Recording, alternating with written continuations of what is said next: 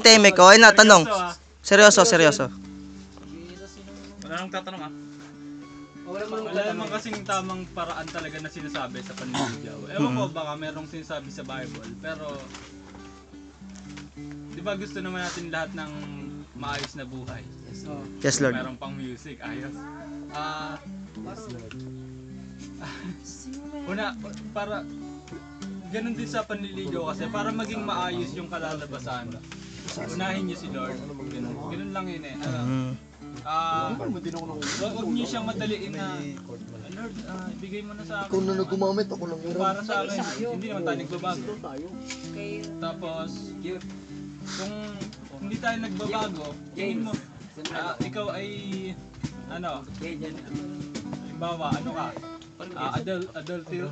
Alam niyo adulterous? Ano yan? Nabubulol ako. Adulterous. Sige. Yung nangangalunya, gano'n. Di ba, alam niyo naman yung pangangalunya? Ano yun? Lalim na Tagalog eh. Yun kasi yung nakalagay sa Bible. Yung sex nang hindi mag-asawa. Yan. Sige. Kailangan kasal muna. Oo, kailangan kasal mo na.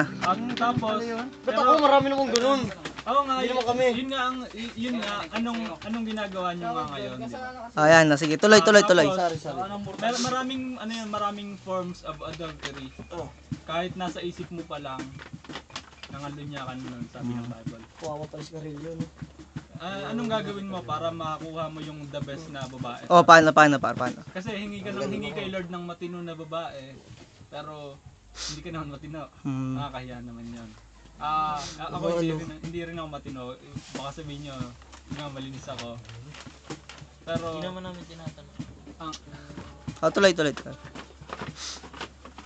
Dapat huwag niyo madaliin si Lord na ibigay agad sa inyo yung babae na yon. Ang gawin niyo si Lord muna ang mahalin niyo. Kasi pag si Lord minahal niyo, Amen. maayos niya yung buhay niyo. Maayos niya kayo. Tapos magiging karapat-dapat kayo para dun sa babae. Sa kanya ibibigay yun sa inyo. May dumaan. Hindi na mahirap ang ligaw pag gano'n. Okay ba? Okay. Thumbs up. Hindi, yung yung halimbawa, nakita mo na, siya na talaga yun. Paano yung diskarte mo panliligaw? Paano mo siya liligawan? Paano maliligawan? Siyempre, bago ka gumawa ng ganong move, ipagpipray mo muna kayo. Hindi, halimbawa. Ano muna? Magpapakiligaw mo Oo yung nga. babae. Ano na yun? Diskarte na yun, yung paano yung diskarte mo? Brother, ganito kasi yan. Wala namang talaga, kahit anong sabihin ko sa inyong paraan ngayon, hindi nyo naman pwedeng susundin nyo lang yun eh. Hindi, Kasi tips nga eh. magkakaiba yung Tip mo lang. Paano tip mo lang? Halimbawa, may babae dyan, halimbawa, kakausapin mo, gano'n, paano? Kasi hinihingan niyo ako ng tip, hindi rin ako marunong manligaw. Dahil sa'yo lang. Isa lang. Pero kung gagawin ko siguro yon, tulad nung madalas ko rin naman talagang ginagawa. Gawin naman. Pag nag-a-attempt ako, lagi kong Esas. sarap. Sarap, esas. Okay, cut. Tuloy. Ang ginagawa ko, nilalapitan ko siya, tapos parang gumagawa ako ng dahilan para lapitan siya, tapos kinukwento ko. Example. Gusto ko yung maging close kami, yung ganon. Yun, nakakuha din, ayos. Tapos isang araw magtatapat ako sa kanya. Parang walang kwenta rin yung paraan ko eh. Pero yun lang yung naiisip ko talaga. Kailangan trapa mo. Pero Kaya pala kakausapin mo si Lorraine. Yun. Ganun yung nagawa ko na yung dati, kaso reject ako eh. Hindi, kakausapin mo lang. Huli mo. Dapat sinabi sa'yo, Wala kang kwenta, no? sabihin sa kanya rin. Sorry, walang nare-reject. Oy, may pangalan, delete mo yan ha. Hindi, papakinggan niya lang naman Para ma-review, matutunan matinig. Tapos kasi kung tungkol naman sa paraan talaga ng panliligaw, hindi talaga hindi ganoon ka-effective yung idea ko. So siyempre pag nakita mo na yung